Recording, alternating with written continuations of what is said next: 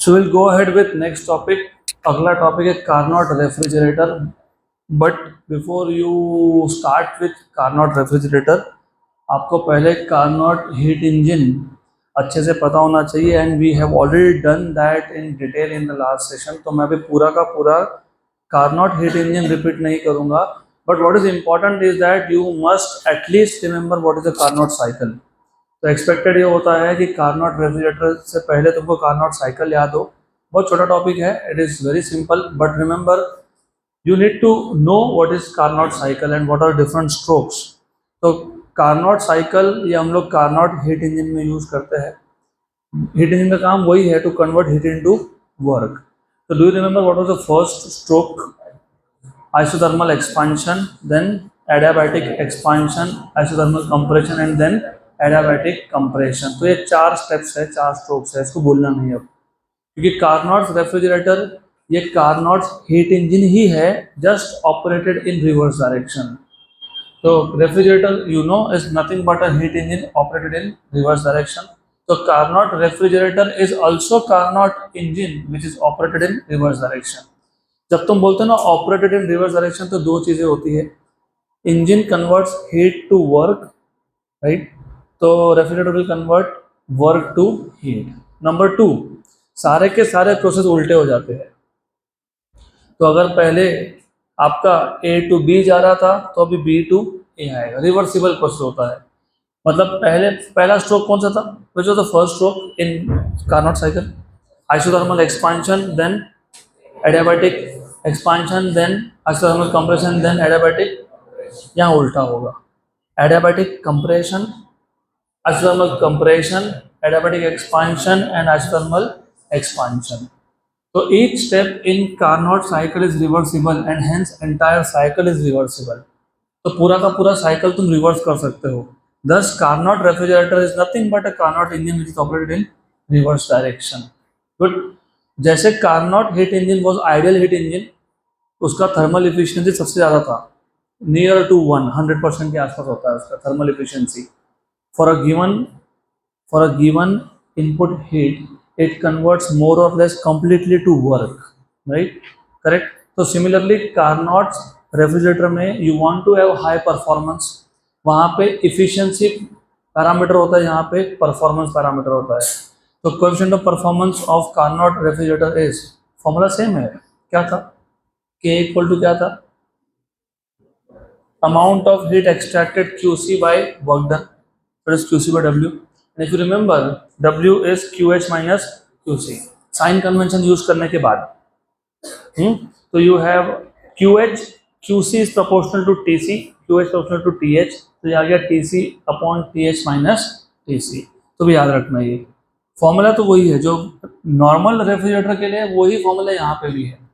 हाँ, लेकिन now from this formula you have to extract some information. जैसे for example, coefficient of performance of a Carnot refrigerator depends on the temperature difference between the hot and cold region. Reservoir मतलब region. तो temperature difference पे depend करेगा what is the coefficient of performance. It is inversely proportional to temperature difference between the hot region and the cold region. इसको मैं reservoir क्यों लिखा है मैंने, क्योंकि एज आई टोल्ड यू हम लोग कार्नोट इंजन का रेफरेंस ले रहे हैं. इंजन में हॉट और कोल्ड रिजर्वायर होता है, रेफ्रिजरेटर में हॉट और कोल्ड रीजन होता है. मैंने कोई वापस से पूरा का पूरा टॉपिक एक्सप्लेन नहीं किया, हमने सिर्फ इतना बोल दिया कि चलो कार्नोट इंजन पता है, उसका साइकिल पता है, उसको रिवर्स कर देंगे. तो जब कार्नोट इंजन को ही तुम रिवर्स ऑपरेट कर रहे हो, तो इंजन में तुम hot and cold reservoir word use करते हो, इसलिए यहाँ पे भी वर्ड वही यूज है. Otherwise it is simple to understand. This is temperature of hot region and that is cold region. Cold मतलब इनसाइड द चेंबर, क्योंकि कूलिंग तुम इनसाइड को करते हो, और हॉट रीजन मतलब surroundings. Then you see, if this temperature difference is small then the coefficient of performance is large, क्योंकि inverse relation था. इसका मतलब क्या होता है? It implies that large amount of heat can be removed from the colder region by doing small amount of work. तो जब temperature difference small हो, कोएफिशिएंट ऑफ परफॉर्मेंस लार्ज होता है. कोएफिशिएंट ऑफ परफॉर्मेंस लार्ज होने का मतलब क्या होता है? तुमने वर्क इनपुट कम दिया, क्योंकि यहाँ पे वर्क इनपुट है, रेफ्रिजरेटर में वर्क इनपुट होता है और हीट आउटपुट। तो for a small input work you can extract large amount of heat. Condition है temperature difference should be small. अगर टेम्परेचर डिफरेंस स्मॉल है तो कोएफिशिएंट ऑफ परफॉर्मेंस लार्ज है। कोएफिशिएंट ऑफ परफॉर्मेंस लार्ज है मतलब तुमने work थोड़ा सा किया, large amount of heat extract हो गया कहाँ से, कोल्डर रीजन से, और किसको रिजेक्ट हो गया, हॉटर रीजन को। उल्टा भी ट्रू है, if the temperature difference is large coefficient of performance is small. When the temperature difference is large coefficient is small, it implies that small amount of heat can be removed from the colder region by doing large amount of work. बराबर, correct?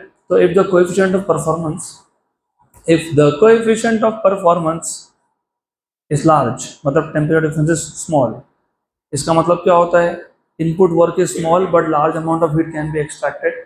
If the coefficient of performance is small, मतलब small amount of heat is extracted by doing large amount of work. अब इसको मैंने कल बताया था, मैं वापस रिपीट कर लेता हूँ। इसको तुम बेसिकली जो एयर कंडीशंस या फिर रेफ्रिजरेटर का जो स्टार रेटिंग होता है उससे कंपेयर कर सकते हो, कोएफिशिएंट ऑफ परफॉर्मेंस। मैंने कल बताया था कि आप जब भी कोई भी ऐसा डिवाइस में जाओ ना तो आपसे पूछते हैं 3 स्टार चाहिए, 4 स्टार चाहिए, 5 स्टार चाहिए। जितना स्टार रेटिंग ज़्यादा होगा उतना ही लाइट बिल कम आएगा।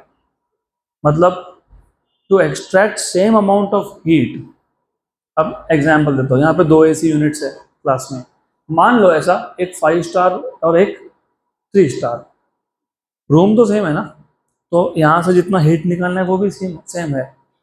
3 स्टार रेटिंग वाला मतलब कोएफिशिएंट ऑफ परफॉर्मेंस जिसका स्मॉल है उसको सेम अमाउंट ऑफ हीट को एक्सट्रैक्ट करने के लिए लार्ज वर्क करना पड़ रहा है, इसलिए compressor will do more work, क्योंकि वर्क कौन करता है, compressor, and hence electricity bill will be more. अगर वही मैंने 5 स्टार रेटिंग का लिया होता तो same amount of heat extract करने के लिए small amount of work is done, hence the light bill will be less. तो मैं ये नहीं बोल रहा हूँ कि exactly 5 star 4 star star rating मतलब कोएफिशिएंट ऑफ परफॉर्मेंस, मैं एग्जैक्टली नहीं बोल रहा हूँ, मैं बोल रहा हूँ तुम कंपेयर कर सकते हो। You can imagine this coefficient of performance is like star rating of a refrigerator.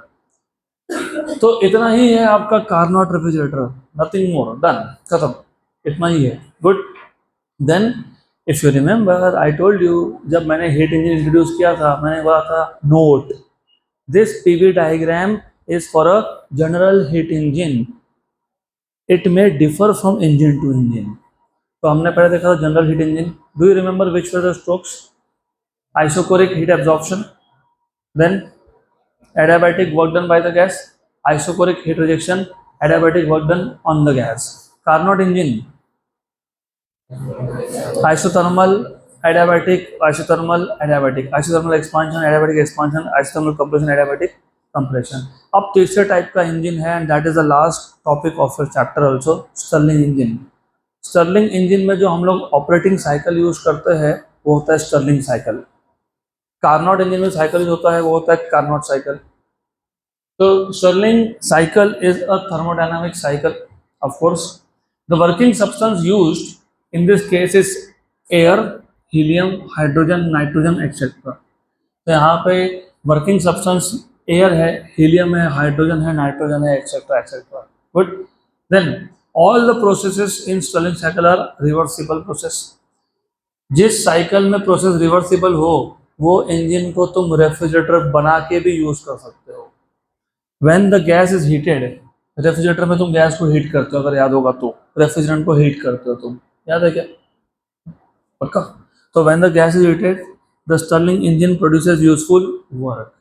Good. So remember, if a cycle is reversible, it can also be used to convert it into refrigerator. और in this case, when the gas is heated, gas heat करना मतलब input heat आना, तो output कौन निकलेगा, input heat हो तो output कौन निकलेगा, वर्क, तो हीट इंजन है।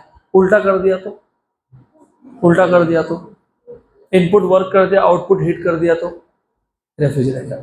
करेक्ट। गुड। तो अगर आपको रेफ्रिजरेटर यूज करना है तो यहाँ उल्टा बोलोगे, when the work is done on the gas, the gas is heated. Correct. अगला, when work is on the gas it works as an refrigerator, अभी बोला मैंने, अभी जस्ट बताया ना, when work is on the gas then it works as refrigerator which is a reverse cycle. तो understand exactly इसमें कितने पार्ट्स है। अब इसमें भी 4 ही स्ट्रोक्स है, किसी भी टाइप के हीट इंजन में या रेफ्रिजरेटर में 4 स्ट्रोक्स होते हैं। थोड़ा सा नोट्स में मतलब टेक्स्ट बुक में थोड़ा सा गलत दिया हुआ है, मैंने करेक्ट कर दिया, आगे आएगा करेक्शन। तो थोड़ा गलत दिया हुआ है, कहाँ गलत है बताऊंगा बाद में मैं। तो you see A to B ये एक स्ट्रोक है, then you have B to C, then you have C to D and then you have D to A. Now you can see B to C क्या है, which process, isochoric, and D to A isochoric. अब बचा क्या, ए से B और सी से D. तो इस केस में वेल बाय द वे थोड़ा सा और इन्फॉर्मेशन है। The reverse Stirling cycle, reverse Stirling cycle मतलब कौन, refrigerator, is extensively use in the field of cryogenics. तो ये बहुत पावरफुल रेफ्रिजरेटर होता है, मतलब it can take the temperature to very low values, और उसको यूज करते तुम क्रायोजेनिक्स में, सुना है क्या वो क्रायोजेनिक, नहीं सुना, क्रायोजेनिक्स नहीं सुना तुमने, चलो कोई बात नहीं, फिर पता लग जाएगा। Cryogenics is the branch of physics dealing with the production and effects of very low temperature, वही तो बोला मैंने। तो जब आपको वेरी लो टेम्परेचर प्रोड्यूस करना हो तो नॉर्मल एसी या नॉर्मल रेफ्रिजरेटर नहीं चलता है, उसके लिए you have to design another type of refrigerator which can produce very low temperature. And when you study the effects of very low temperature, that branch is called as cryogenics. Let us see the full cycle of this Stirling engine. तो कितने isothermal parts है इसमें, 2, कौन से 2, ए से B और सी से D. और कितने आइसोकोरिक है, 2, कौन से 2, B to C and E to A. So Stirling cycle consist of in total 4 parts, 4 ही होंगे, 2 isothermal and 2 isocoric. What about general heat engine? 2 isocoric, 2 adiabatic, बराबर। What about Carnot engine? 4, 2 isothermal, 2 adiabatic, यहाँ पे 2 isothermal और 2 isocoric। तो पहला है isothermal expansion AB, तो first is isothermal expansion AB। अब नाम में ये isothermal expansion, तो can you have a gas cylinder कहाँ रखा होगा, याद है ना, आपको main parts of the engine याद है क्या, सिलेंडर विद पिस्टन, उसमें वर्किंग सब्सटेंस होता है, इस केस में वर्किंग सब्सटेंस है एयर या फिर हीलियम या फिर nitrogen. And then you have a source of heat, hot reservoir, you have a insulating stand and you have a sink. तो आइसोथर्मल एक्सपांशन होने के लिए सिलेंडर कहाँ रखा होना चाहिए, सोर्स के ऊपर। Why, because it will absorb heat, और हीट एब्जॉर्प्शन हो तो टेम्परेचर बढ़ना चाहिए था लेकिन नहीं बढ़ रहा है, तो इसका मतलब वर्क इज डन। जितना भी गैस ने सोर्स से हीट लिया पूरा का पूरा किस में कन्वर्ट किया, वर्क में। मतलब गैस का टेम्परेचर बढ़ा क्या, नहीं, इसलिए क्या है वो आइसोथर्मल। तो in the first stroke the cylinder is in contact with source, the heat is flowing from source to the gas, but जितना भी हीट गैस ने एब्जॉर्ब किया वो पूरा का पूरा किस में यूज हुआ है, वर्क डन में, इसलिए यहाँ पे टेम्परेचर बढ़ने वाला नहीं है। तो आइसोथर्मल एक्सपांशन, एक्सपांशन में पिस्टन ऊपर जाता है, वॉल्यूम बढ़ता है, तो प्रेशर कम होना चाहिए और कम हो रहा है, करेक्ट, यहाँ तक क्लियर। देन नंबर 2, दूसरा प्रोसेस क्या है, isochoric process, isochoric process, isochoric मतलब now the piston will not move, piston move नहीं होने वाला है, वॉल्यूम कांस्टेंट। लेकिन अब तक if you remember Carnot engine क्या था, याद है, source stand sink stand, source stand sink stand. यहाँ पे वैसा नहीं है, यहाँ पे वैसा नहीं है। क्या बोला है आगे, the gas is now brought in contact with the sink, source से कहाँ आ गया, सिंक। अब हायर टेम्परेचर पे कौन है, कौन है, वर्किंग सब्सटेंस है, सिंक का टेम्परेचर तो लोअर होता है ना, हीट कहाँ से कहाँ फ्लो होगा, substance to sink without change in volume. जब हीट वर्किंग सब्सटेंस लॉस करे तो वो हीट रिजेक्शन होता है। क्या होता है वो, हीट रिजेक्शन। तो क्या होता है वो, heat rejection. It is isochoric heat rejection. The gas is now brought in contact with the sink. The heat is rejected to the sink. This is isocoric heat rejection. तो पहले कहाँ था, source पे, वहाँ पे हीट का absorption है, yes, पर वो आइसोथर्मल है। जितना हीट एब्जॉर्ब किया यूजफुल वर्क में कन्वर्ट हो गया। वर्क में कन्वर्ट होना मतलब पिस्टन ऊपर जाना, temperature constant, piston is going up, volume increases, pressure decreases. Correct, good, पक्का, श्योर, सही है ना। उसके बाद you bring this in contact with the sink, who is at higher temperature, working substance. Now the heat will flow from working substance to sink, but when the heat is flowing from working substance to the sink, तुम piston को move होने नहीं दे रहे हो, मतलब volume is constant, तो isochoric heat rejection है। Then the gas is still in contact with the sink. अभी तुमने सिंक से उसको उठाया नहीं, लेकिन अब आप इस पर वर्क करने वाले हो, but the piston is moved down. When the piston is move down, work is done on the gas. अगर work done on the gas होगा तो गैस का टेम्परेचर बढ़ सकता है, बढ़ने नहीं देना है, इसके लिए उसको सिंक पे ही रखा है। क्योंकि तुम अब पिस्टन को नीचे लाओगे तो work done on the gas होगा, इट में and up heating the gas, लेकिन हीट हो भी गया तो सिंक के साथ कांटेक्ट में था, तो हीट कहाँ गया, सिंक। तो वो हो गया आपका isothermal compression. We are compressing it but this compression is isothermal, right. तो जितना भी हीट जनरेट हुआ because of work is rejected to the sink. और ऐसा क्यों करते हैं मैं आखिरी में बताऊंगा तुमको, लास्ट में। देखो पहले कहाँ था, सोर्स पे, फिर कहाँ है, सिंक, सिंक, दो बार सिंक, बचा क्या, सोर्स, है ना, सोर्स नहीं, सोर्स नहीं, सिंक ही है। Isochoric process, isochoric. The gas is now brought in contact with the sink. पहले भी तो सिंक पे था ना, फिर the heat is rejected to the sink, it is isochoric heat rejection again. अब ऐसा क्यों करते हैं बताता हूं मैं आपको। तो पहले तो 4 स्ट्रोक्स तुमको याद रहने चाहिए। कौन से 4 strokes, isothermal, isochoric, isothermal, isochoric. Isothermal था एक्सपांशन, है ना, पहला एक्सपांशन, फिर आइसोकोरिक प्रोसेस है, हीट रिजेक्शन है ये एक्सपांशन कंप्रेशन नहीं है। एक बार एक्सपांशन है, एक बार कंप्रेशन है, 2 बार सिर्फ प्रोसेस वर्ड यूज किया है।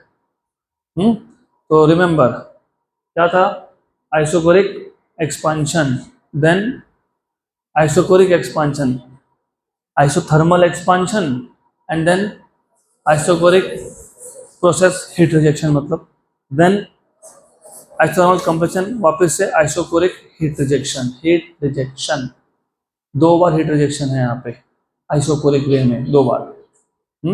एक बार आइसोथर्मल है और 2 बार आइसोकोरिक है। तो पूरा प्रोसेस वापस समझो अभी क्यों करते हैं ऐसा।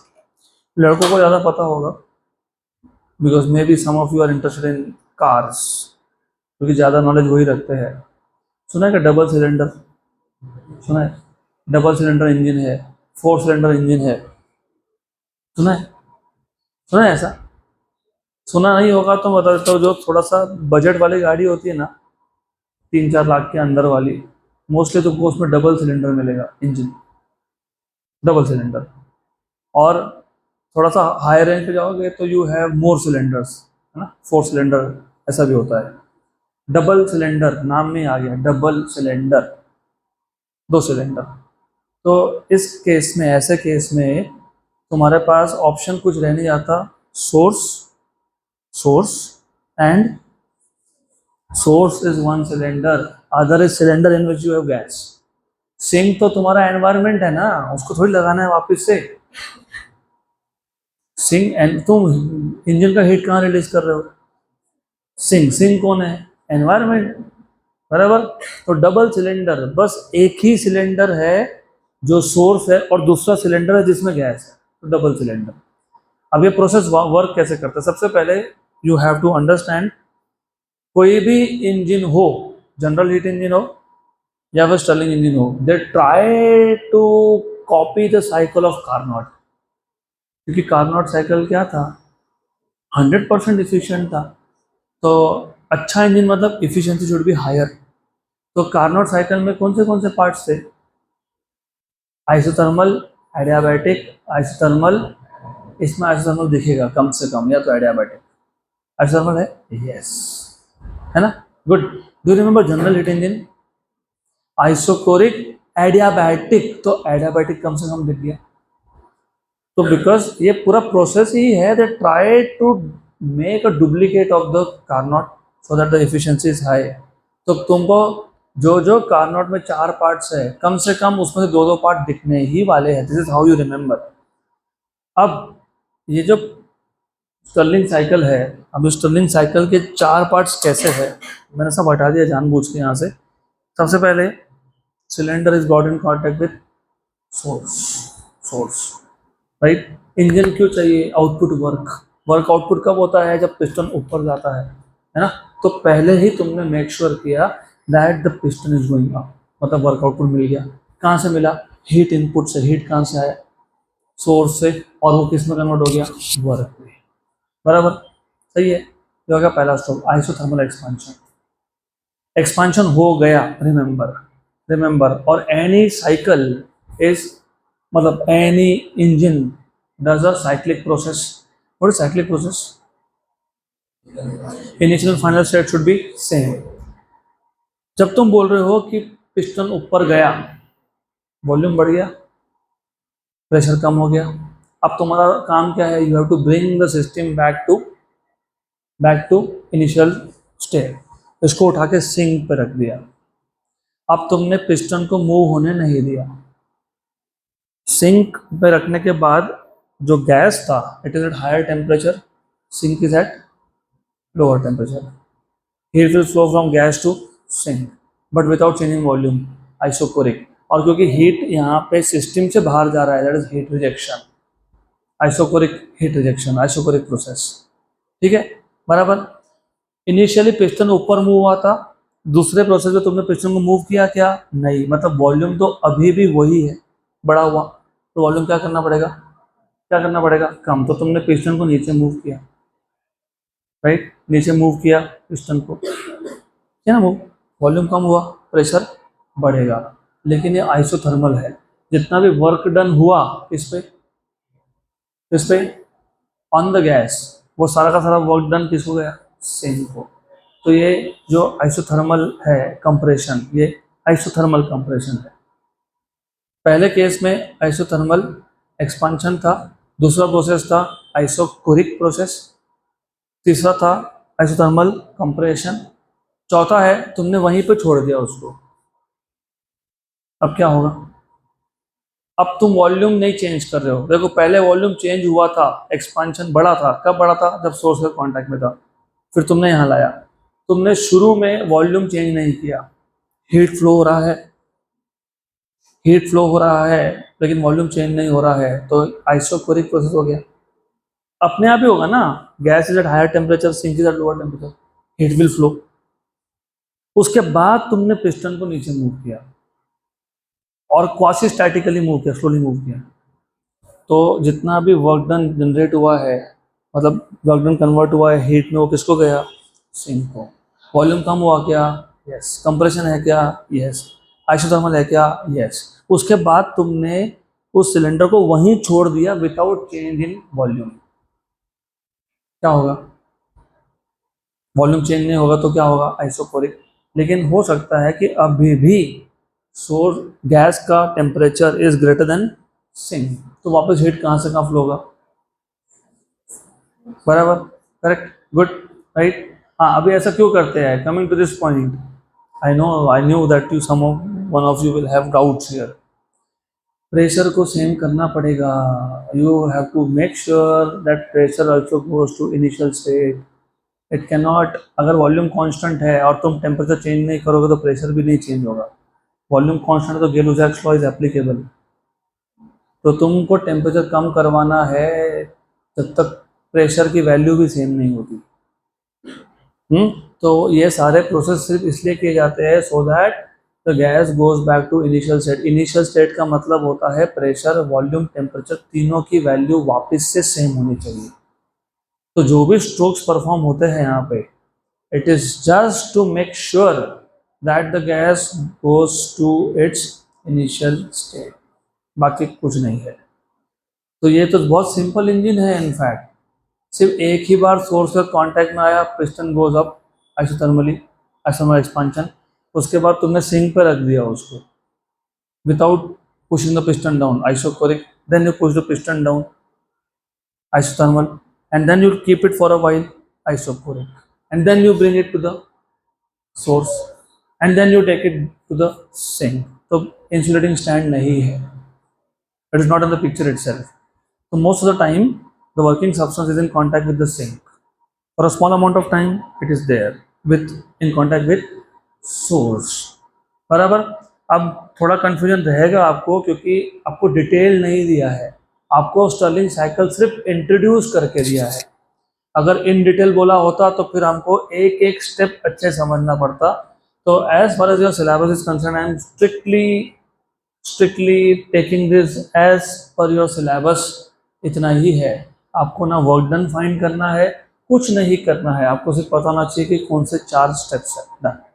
यू मे और मे नॉट वांट टू से, आप बोल सकते हो isothermal process, isochoric process, isothermal process, isochoric process. Done. Clear? पक्का? गुड। तो यहाँ पे आपका थ्योरी पार्ट हो गया खत्म। So will go ahead with example 4.8। और उन्होंने देखो कितना अच्छे से लिख के दिया, साइक्लिक प्रोसेस, मतलब तुमको साइक्लिक प्रोसेस बता दिया ना, मतलब चेंज इन इंटरनल एनर्जी 0, क्योंकि साइक्लिक प्रोसेस में total change in the internal energy after 1 cycle is 0, तो डेल्टा यू की वैल्यू 0 है। बहुत हेल्प कर दिया आपकी। The work done, total work done in a cyclic process shown in figure, diagram is missing, मैं draw कर दूंगा, is -1000 joule. Total work done negative है, समझ जाओ। टोटल वर्क डन नेगेटिव होने का मतलब work done by the gas is less and work done on the gas is more. तो मैं डायग्राम भी ड्रॉ नहीं करूंगा डायरेक्टली, मतलब I will not take it from the book, I will draw it here. क्योंकि जब मैंने cyclic process introduce किया था, मैंने तुमको तभी बताया था, आई टोल्ड यू, मैंने बोला था कि आगे आएगा, तुमको याद होना चाहिए। जब मैंने साइक्लिक प्रोसेस पढ़ाया आपको, तब मैंने ऐसा पाथ 1 दिखाया था, A to B। मैंने पूछा तुमसे यहाँ पे क्या हो रहा है, तुमने बोला एक्सपांशन हो रहा है, प्रेशर कम हो रहा है, वॉल्यूम बढ़ रहा है। मैंने पूछा था work done by the gas है कि ऑन द गैस है, तुमने बोला बाय द गैस है। मैंने पूछा पॉजिटिव वर्क है कि नेगेटिव है, तुमने बोला पॉजिटिव वर्क है। फिर मैंने जो साइक्लिक प्रोसेस में जो वापस गया तो पार्ट 2 बताया था। फिर मैंने पूछा था ये पार्ट 2 में वॉल्यूम बढ़ रहा है कि कम हो रहा है, तुमने बोला वॉल्यूम कम हो रहा है, प्रेशर बढ़ रहा है। तो work done on the gas है क्या? Yes, you said yes. और मैंने ये भी पूछा था तुमसे, ये work done by the gas ज़्यादा है कि ऑन द गैस ज़्यादा है, तुमने बोला ऑन द गैस ज़्यादा है। तो मैंने पूछा था नेट वर्क डन पॉजिटिव आएगा नेगेटिव आएगा, तुमने बोला नेगेटिव आएगा। तो ये डायग्राम है इस क्वेश्चन का, करेक्ट? तो यही डायग्राम है, बस खत्म, बाकी कुछ नहीं है। ओके। तो नंबर 1 पहला question, what does the negative sign mean? मैंने तुमको बता ही दिया इसका answer. What is the negative sign here? What is the meaning of negative sign? So negative sign indicates more work is done on the gas, more work is done on the gas compared to work done by the gas, compared to work done by the gas।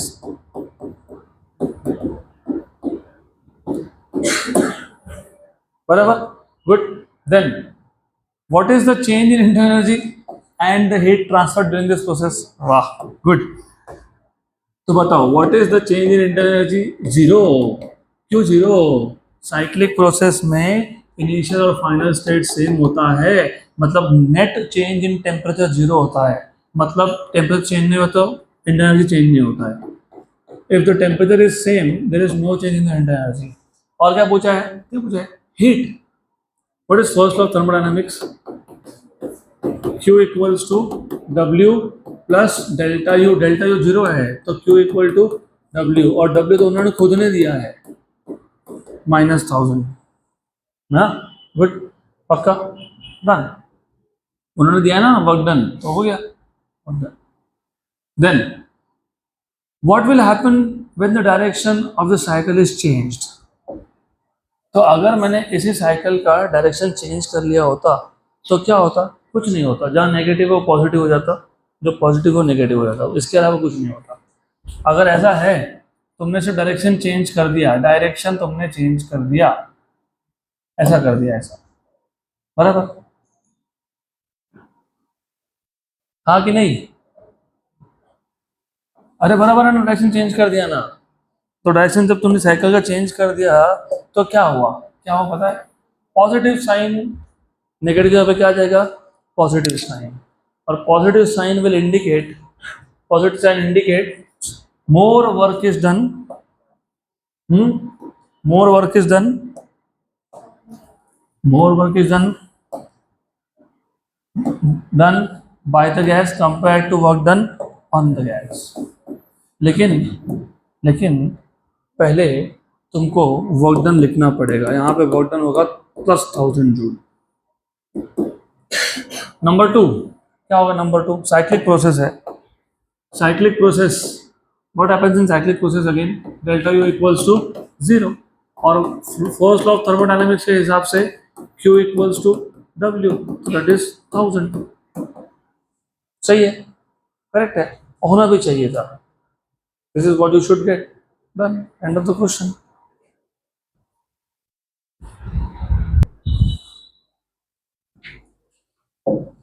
Next question.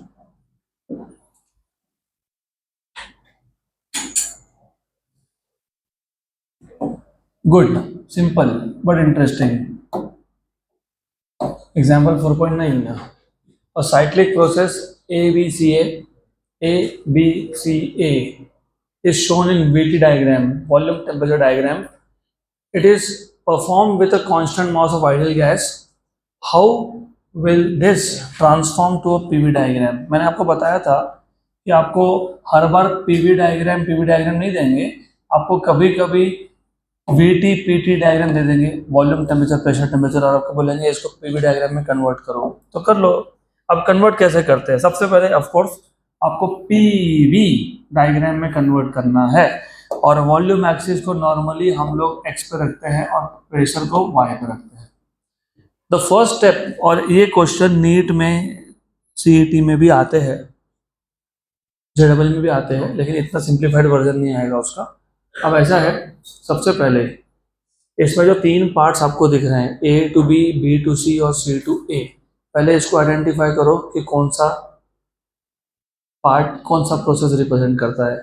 A to B is a straight line, है ना, straight line, and looks like it is passing through origin, looks like, बराबर। मतलब temperature बढ़ रहा है, volume भी बढ़ रहा है, मतलब volume is proportional to temperature, volume is directly proportional to temperature, volume is Y axis, temperature is X axis, V proportional to T मतलब Y प्रोपोर्शनल टू X मतलब Y इक्वल्स टू mx, है ना, बराबर। और अगर V proportional to T है तो constant कौन हुआ? प्रेशर। तो ये जो A to B प्रोसेस है ये आइसोबारिक है। कौन सा प्रोसेस है ये? आइसोबारिक, क्योंकि वॉल्यूम के साथ साथ टेम्परेचर बढ़ रहा है और लीनियर रिलेशन है, लीनियर रिलेशन मतलब V प्रोपोर्शनल टू T है, तो ये प्रोसेस आइसोबारिक है, correct. B to C, B to C, temperature is decreasing at constant volume, temperature is decreasing at constant volume, isochloric, isochloric, then, और temperature is decreasing, decreasing heat rejection हो रहा होगा, isochloric heat rejection, correct। then C to A, isothermal, temperature is same, this is isothermal, तो third part is isothermal part. तो I just write it down here, A to B represents isobaric process. और थोड़ा सा अगर आपको diagram अच्छे से बनाना है ना विदाउट कंफ्यूजन, तो एक काम करना लिख लेना, यहाँ पे volume is proportional to temperature, सही है। तो टेम्परेचर और वॉल्यूम दोनों बढ़ रहे हैं और प्रेशर कांस्टेंट है। तुमको ड्रॉ करने में आसानी जाएगी अगर तुम ऐसा लेके चलोगे ना। वॉल्यूम बढ़ रहा है ना, यस, वॉल्यूम बढ़ रहा है, टेम्परेचर भी बढ़ रहा है, लेकिन प्रेशर क्या है, कांस्टेंट। मैं यहाँ से स्टार्ट कर लेता हूँ, will just complete this part first. तो बताओ how will it look on this diagram. Volume बढ़ रहा है, वॉल्यूम बढ़ रहा है, प्रेशर कांस्टेंट है, तो straight line parallel to volume axis going to the right, left to right. So that is important. It is going from left to right. This is A and this is B. हो गया, good. Then उसके बाद था B to C. B to C is isochoric. Isochoric है तो volume constant है, volume constant है। Remember, temperature कम हो रहा है तो प्रेशर भी कम होगा, होगा कि नहीं? अगर वॉल्यूम कांस्टेंट हो, वॉल्यूम कांस्टेंट हो तो विच प्रोसेस, मतलब विच लॉ, वॉल्यूम कांस्टेंट हो तो गिरोजैक्स लॉ। तो टेम्परेचर जब कम होगा तो प्रेशर भी कम होगा, प्रेशर भी कम होगा, प्रेशर भी कम होगा, प्रेशर कम हो रहा है, ऐसा दिखेगा वो। टेम्परेचर कम हो रहा है लेकिन टेम्परेचर एक्सिस है क्या तुम्हारे पास? नहीं है, तो मत ड्रॉ करो। प्रेशर कांस्टेंट है ना, यस, प्रेशर कांस्टेंट है, करेक्ट और करेक्ट ना, पक्का? हाँ, वॉल्यूम कांस्टेंट है, प्रेशर कहाँ से कांस्टेंट हो गया? मैंने बोलते वक्त बोला प्रेशर कांस्टेंट दिखा दे, वॉल्यूम कांस्टेंट दिखाया, तो थोड़ा सा ध्यान दो यहाँ पे। ये वॉल्यूम कांस्टेंट है क्या? यस। वॉल्यूम कांस्टेंट है क्या? यस। टेम्परेचर कम हो रहा है क्या? यस। तो प्रेशर भी कम होगा क्या? यस। गुड। मैं कोई चीज 3-4 बार पूछ लूं मतलब समझ लो कि मैं कुछ गलत बोल रहा हूँ, तुम करेक्ट नहीं कर रहे हो। C2A आइसोथर्मल, आइसोथर्मल में टेम्परेचर क्या होता है? कांस्टेंट। Very good. तो पहली बात बताओ कि यहाँ पे टेम्परेचर एक्सिस है क्या? नहीं, तो चिंता मत करना उसका। फिर आइसोथर्मल है, आइसोथर्मल, आइसोथर्मल। वॉल्यूम क्या हो रहा है? डिक्रीज। वॉल्यूम क्या हो रहा है? डिक्रीज। तो pressure will increase. Volume is decreasing क्योंकि सी से ए जाना है, volume is decreasing, volume is decreasing, तो प्रेशर मस्ट इंक्रीज। और गलती से भी इसको स्ट्रेट लाइन मत ड्रॉ कर देना, नहीं तो ऐसा दिखा दोगे, ऐसा दिखा दिया मतलब गए। क्योंकि आइसोथर्मल प्रोसेस में प्रेशर एंड वॉल्यूम का इनवर्स रिलेशन होता है, और इनवर्स रिलेशन का ग्राफ स्ट्रेट लाइन नहीं होता है, वो कर्व होता है, curve. It is curve, this is what you have. हो गया ट्रांसफॉर्म, डन, खत्म।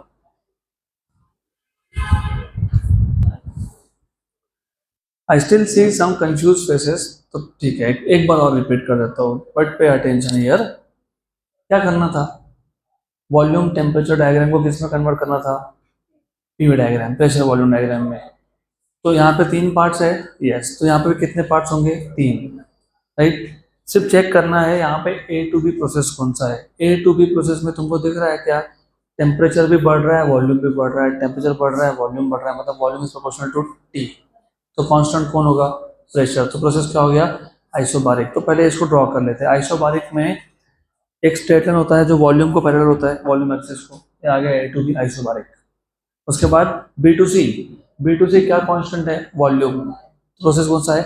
आइसोकोरिक। लेकिन एरोहेड देखो, एरोहेड के हिसाब से तुमको समझ में आया, टेम्परेचर कम हो रहा है, वॉल्यूम कांस्टेंट है, टेम्परेचर कम हो रहा है, प्रेशर भी कम होगा, तो प्रेशर भी कम होगा। हुआ क्या बी टू सी में? प्रेशर कम, यस, हो ना कम, गुड। क्योंकि वॉल्यूम कांस्टेंट था तो वॉल्यूम कांस्टेंट है, लेकिन टेम्परेचर कम हो रहा है तो प्रेशर भी कम होगा, प्रेशर भी कम हुआ, यस। उसके बाद क्या था? C2A। C2A यहाँ पे टेम्परेचर कांस्टेंट है, टेम्परेचर कांस्टेंट है मतलब कौन सा प्रोसेस? आइसोथर्मल। टेम्परेचर कांस्टेंट है और वॉल्यूम कम हो रहा है तो प्रेशर बढ़ेगा क्योंकि बॉयल्स लॉ एप्लीकेबल होगा। तो वॉल्यूम कम हो रहा है मतलब लेफ्ट में आ रहा है तो प्रेशर ऊपर जाएगा, और ये स्ट्रेट लाइन नहीं होता, ऐसे स्ट्रेट लाइन नहीं ड्रॉ किया। डन। अगला क्वेश्चन,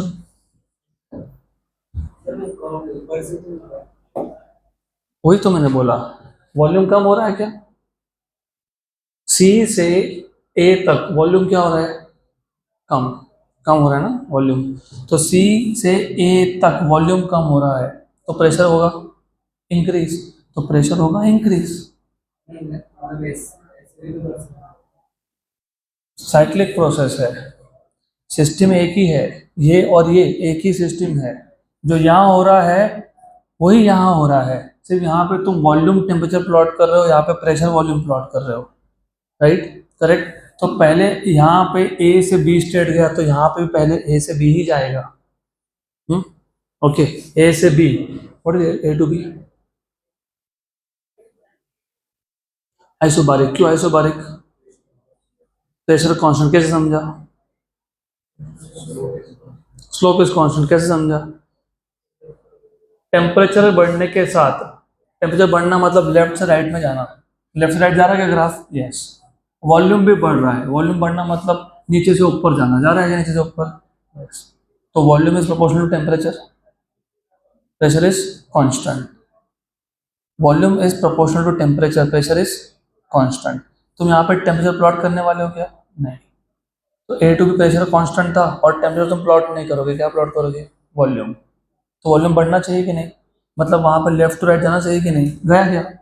लेफ्ट टू राइट गया ना, वॉल्यूम बढ़ा ना, प्रेशर कांस्टेंट है ना? यस। बी टू सी,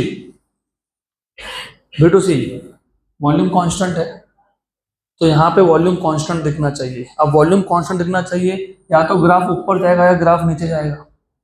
वो कैसे समझेगा? Look, B to C volume constant है, टेम्परेचर क्या हो रहा है? एरो देखो, एरो बी टू सी, यहाँ पे एरो देखो, टेम्परेचर क्या हो रहा है? टेम्परेचर क्या हो रहा है? कम। तो प्रेशर क्या होगा? कम। प्रेशर क्या होगा? कम। क्यों? वॉल्यूम कांस्टेंट पे गिब्स लॉ एप्लीकेबल होता है ना।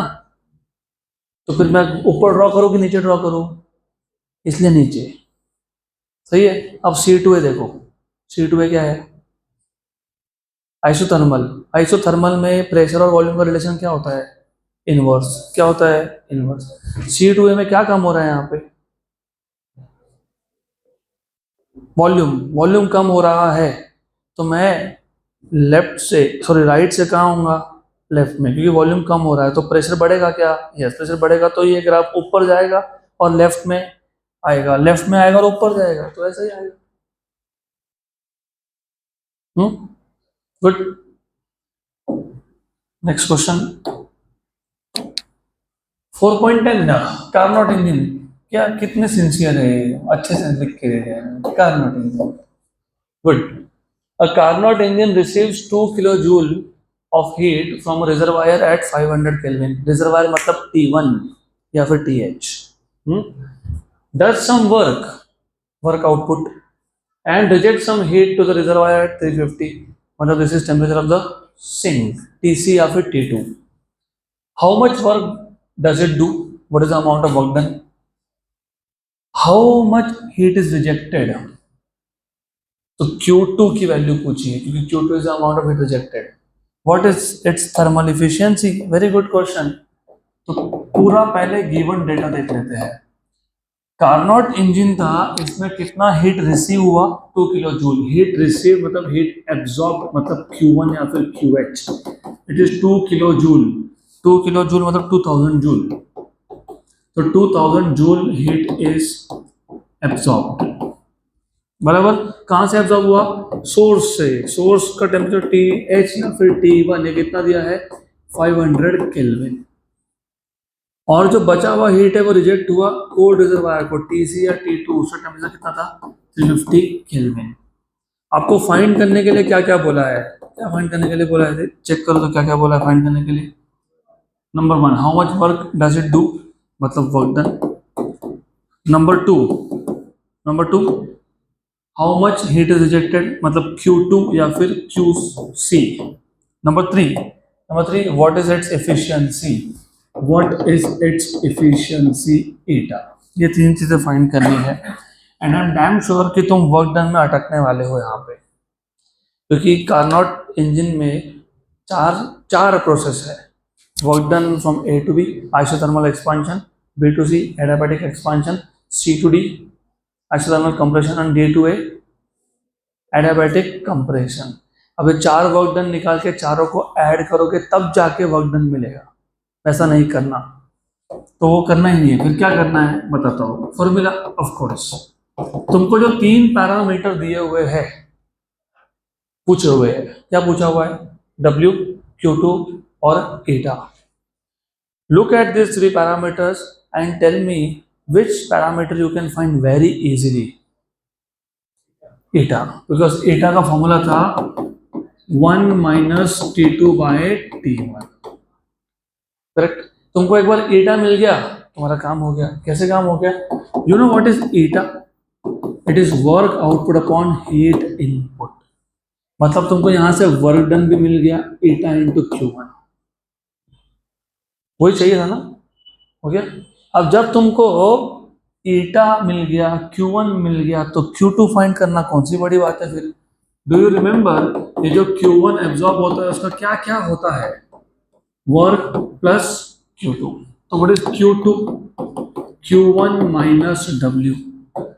Q1 तो दिया था, W तुम फाइंड करने ही वाले हो, तो हो गया ना क्वेश्चन सॉल्व, हो गया।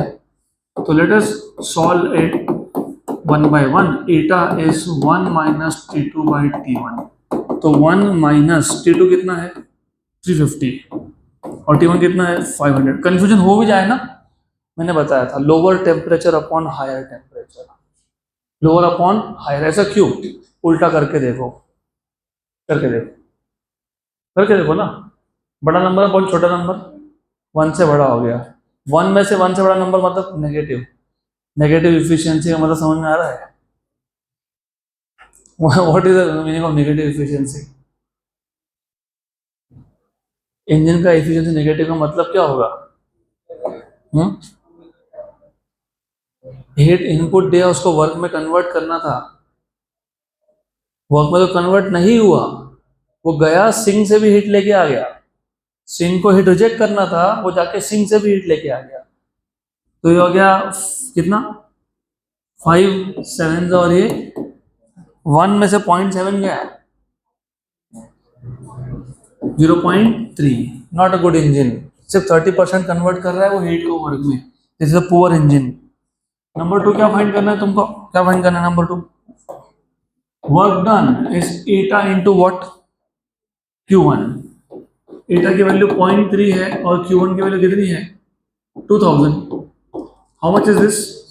600 joule is output work, right.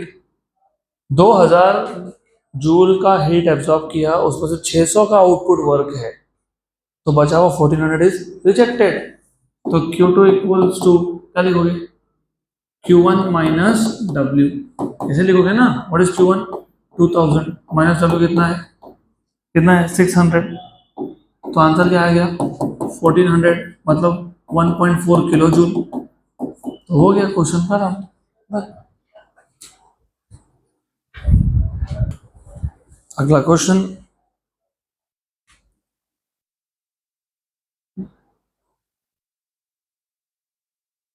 Next question, quick.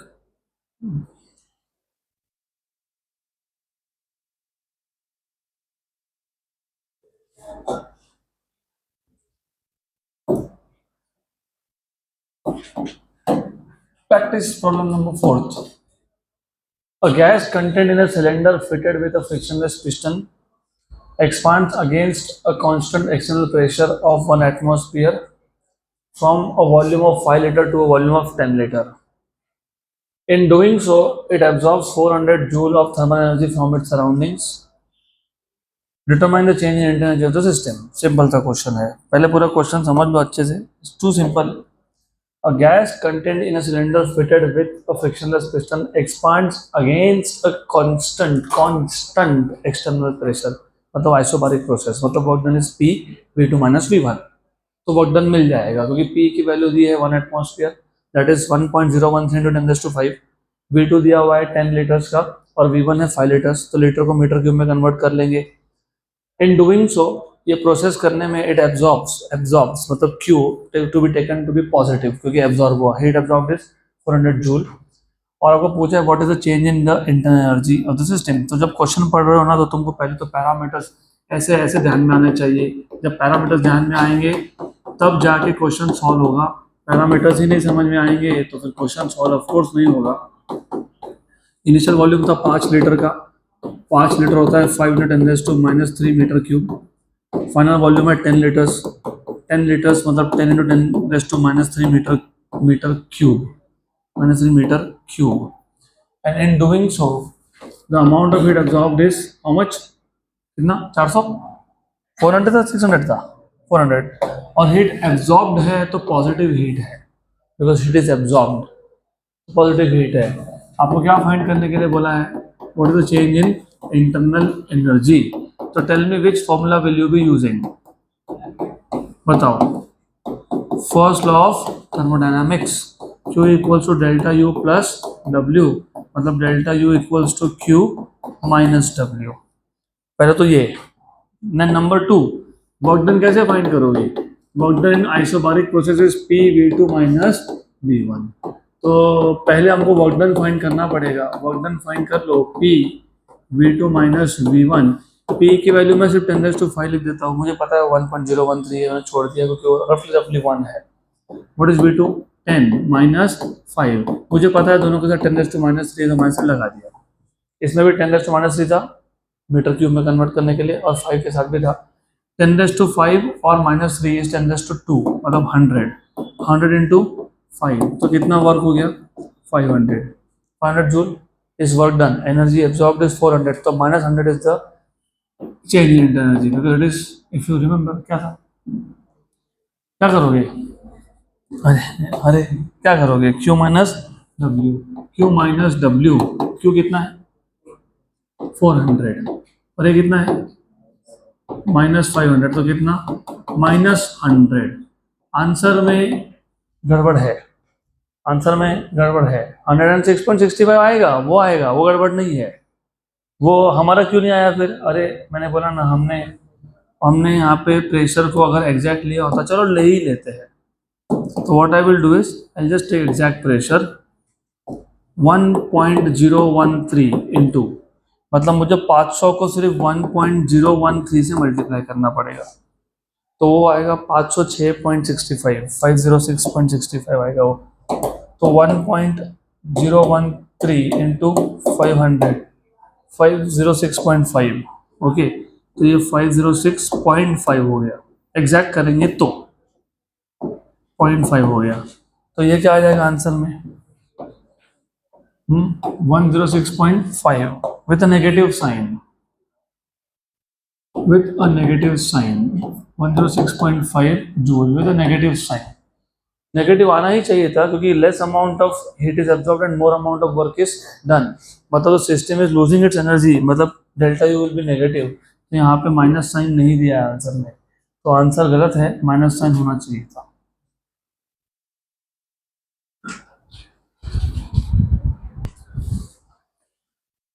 तो एग्जैक्ट कैलकुलेशन तुम नहीं भी लिखोगे तो चलता है, जैसे 1.01325, that is atmospheric pressure, but we have written 1.013, it works, no problem with that।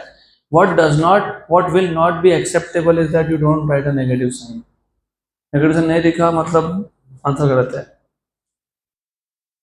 और ऑफ कोर्स यूनिट लिखना पड़ेगा। नेक्स्ट क्वेश्चन, अभी ये क्वेश्चन तुमने पहले ही सॉल्व करके रखा है, सॉल्व एग्जाम्पल ही था ये, एग्जैक्टली सेम क्वेश्चन दे दिया वापस से। A system releases 125 kilojoule of heat, system releases मतलब सिस्टम से बाहर जा रहा है। ओके, तो हमने ये सॉल्व किया, मैं बताता हूँ कहाँ पर सॉल्व किया, देखिए। गैस रिलीजेस, सिस्टम रिलीजेस, बराबर। उसके बाद कितना वर्क हुआ था, 104 किलो जूल का, 104 किलो जूल का। यहाँ पे भी कितना वर्क हुआ है, 104 किलो जूल का। मतलब वही क्वेश्चन प्रैक्टिस प्रॉब्लम में है और वही क्वेश्चन सॉल्व एग्जाम्पल्स। तो एक काम करेंगे, अभी वैसे क्वेश्चन स्किप करना चाहिए था, बट एनीवेज, तो सिस्टम रिलीजेस की जगह पे मैं बोल देता हूँ सिस्टम एब्जॉर्ब्स, और वर्क डन ऑन की जगह बोलता हूँ work done by, the gas. वैसे ऑन द गैस के लिए भी सॉल्व कर सकते हो, कोई प्रॉब्लम नहीं है, चलता है। तो system absorbs work done by the gas. मैंने क्वेश्चन चेंज कर दिया बस, that's all what I am doing. इधर मैं बाय लिख देता हूँ, तो I just right here bye the gas, bye the gas. Good. तो ठीक है, simple question. Heat absorbed, Q absorbed, negative की पॉजिटिव, पॉजिटिव, फिजिक्स में पॉजिटिव लेते हैं। Work done by the gas, negative की पॉजिटिव, पॉजिटिव। और क्या फाइंड करना है तुमको? Change in internal energy. बहुत डिफिकल्ट क्वेश्चन है ये, very difficult. You know first law of thermodynamics? Okay, तो you know what is delta U, Q minus W. बोला ना बहुत डिफिकल्ट है, वेरी डिफिकल्ट। क्यू की वैल्यू कितनी है? 125, और ये कितना है? 104। तो कितना हो गया? 21 किलो जूल। खत्म।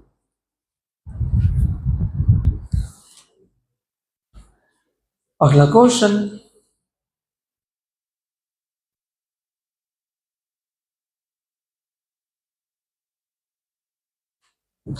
efficiency of a Carnot cycle is 75% if temperature of the hot reservoir is 727 degree Celsius.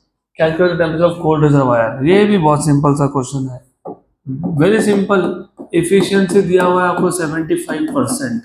75% मतलब 0.75 मतलब 3/4, तो 3/4 है ये, this is 3/4। Okay, then you are suppose to find out, क्या दिया है आपको? Temperature of hot reservoir 727 degree Celsius.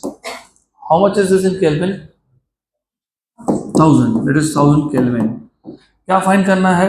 Temperature of सिग मतलब कोल्ड रिजर्वायर मतलब T2। Good. How do you find out T2? What is the formula for efficiency? हाँ, 1 minus T2 by T1। Good, done, खत्म। Question खत्म हो गया। Theta की value 3/4 है, 1 minus T2 by T1 है, T2 by T1 equals to 1 minus 3/4 है, मतलब 1/4 है, तो T2 इक्वल्स टू T1/4 है ना? तो ये हो गया कितना? 1000/4। 1000/4 मतलब 250 केल्विन है, बराबर क्या? 250 केल्विन मतलब कितना डिग्री? -23, क्योंकि तुम 250 में से 273 सब्ट्रैक्ट करोगे, दिस इज -23 डिग्री सेल्सियस। तो यहाँ पे भी आंसर गलत है।